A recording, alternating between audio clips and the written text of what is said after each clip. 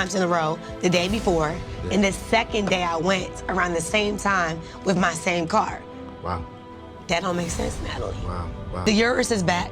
The girl is back. Yeah. Right? The guys pulled up. And at that moment, I had to choose to live.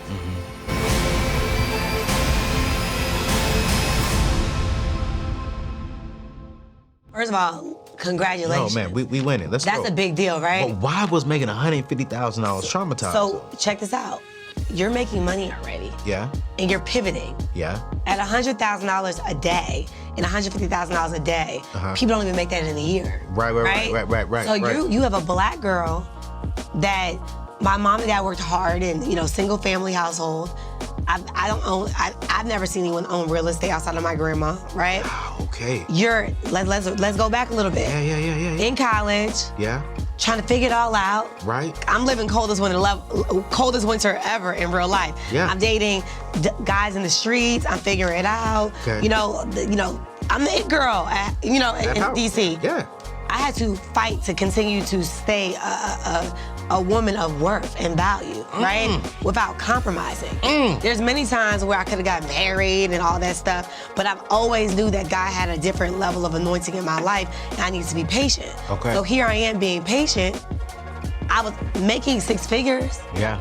Going from 6 figures for the year you was making $250,000, $500,000. Yeah. Okay. And still having bills. Yeah. So you go from their financial trauma is a thing, right? Gotcha. So if you weren't taught or understand the value of money, that's real. Your credit's bad. That's I made real. $4 million with a credit score of a 600, 590. What the? So you get what I'm saying? You made $4 million with a credit score of 590? Yeah.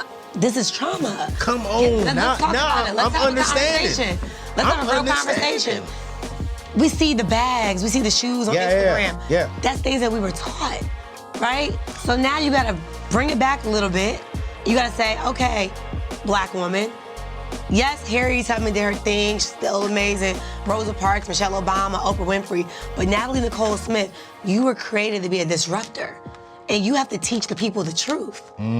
So when you make money, that money is not yours. Are you tithing? Are you reinvesting? Are you saving? Are you putting money away for your taxes? Are you handling the little things? Are your bills on auto pay? Come on now. Ma'am, are your bills on auto pay? Talk to me. So I had to recondition how I treated money. So how did you do that though? Exactly what I did. I got out of, when I say traumatic, it wasn't like, oh my God, I'm scared. I thought it was more like, it was more like, let's go. You gotta run. You get what I'm saying? Let's go. Either you're gonna lose it or you're gonna gain more, right? That was my mentality right then. So I start digging into personal development. I start getting, asking the right questions. I start investing. I start saving differently. I became a Chase private client. People argue about that. Listen, I build a relationship with a bank, one bank. Then you build a relationship with another bank. So Navy Federal, Chase private client. Those my peoples, right? Because when you wanna make a move, you go to the people that you have a relationship with. I got you. So I'm learning these different things.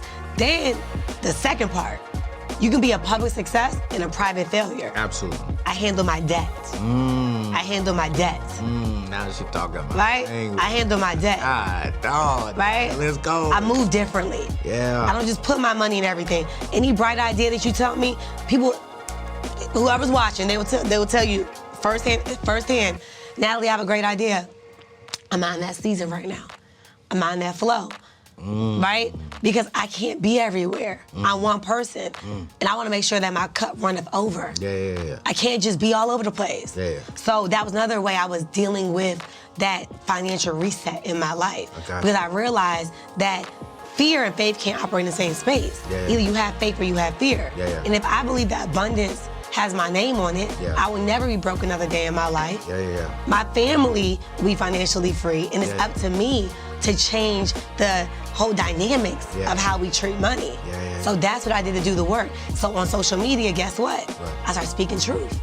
I started telling the truth. And I got caught up a little bit, and we'll get, I don't know if you know about the whole robbery situation. I do, it's on my notes. Right, so it was hard, Anthony. Because you have to, when you are making money, people want money from you. Everyone has a great idea. They want to go places. So guess what I started doing? What? Buying people's stuff. Like, I'll pay for you, or I'll pay for this. So there's trauma right there. You're not supposed to pay for everything. You get what I'm saying? So no is no. Right. And I wasn't saying no. Yeah. So it took me like about 2 to 3 years to go through that whole like being financially responsible. Wow. It did. So you made 4.5 with a 590 credit score, and it sounds like you was buying some of your friends, family, some things. And it's so funny.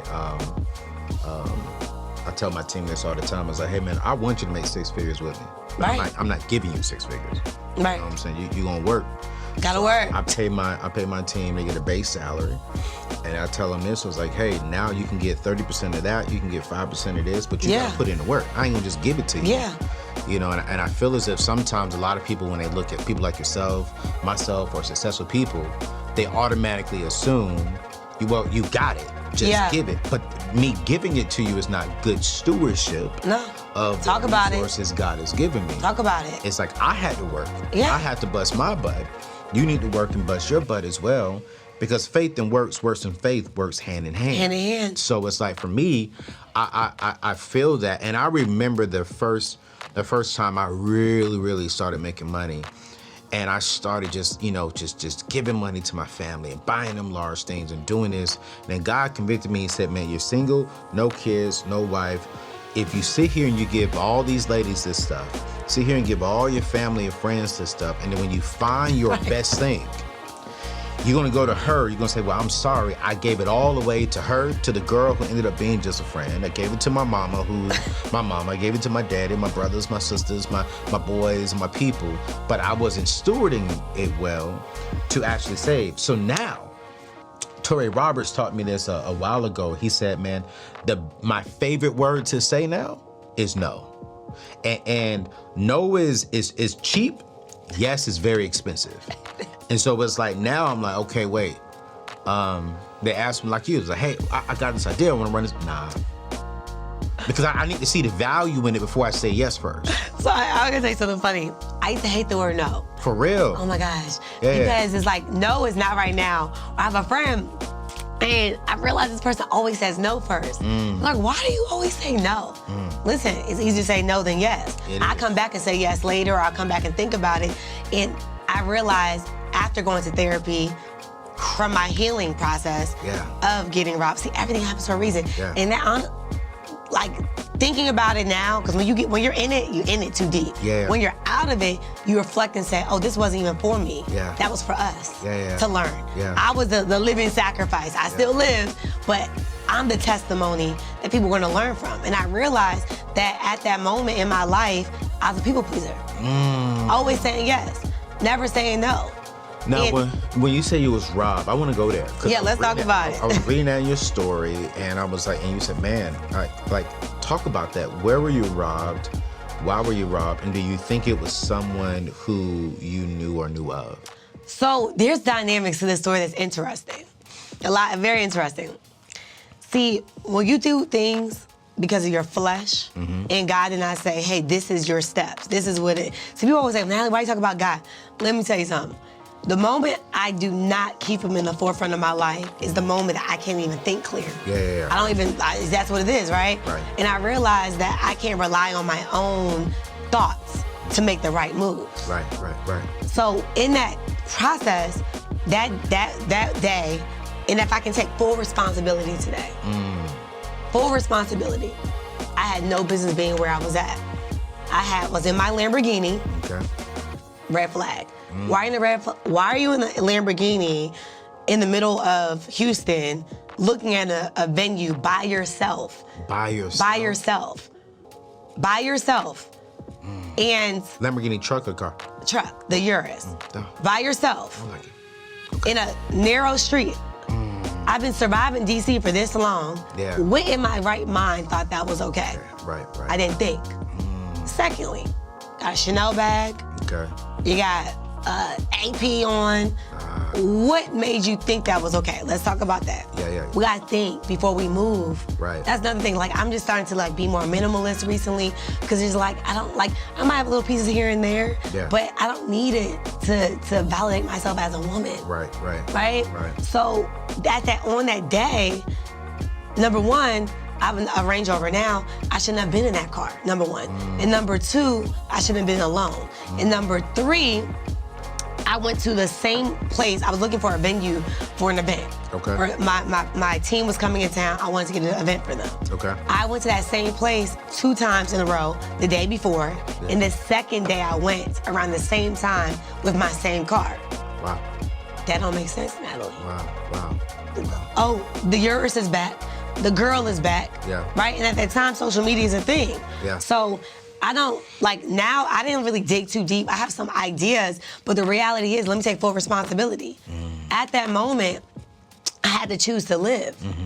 And the event planner, the person, like when the guys pulled up, it was the guy that owns the venue. He was like a Caucasian, wherever he's from. Okay. The event planner is me. Why didn't he get robbed? Oh, he was with you as well? Yeah, it was 3 people. It was the Caucasian guy, or whatever country he's from. Yeah. The event planner is a black guy, and me. And you the only one that got robbed? I got robbed. It happened so fast, but I would literally the guys came. The guys are coming down the street. Right.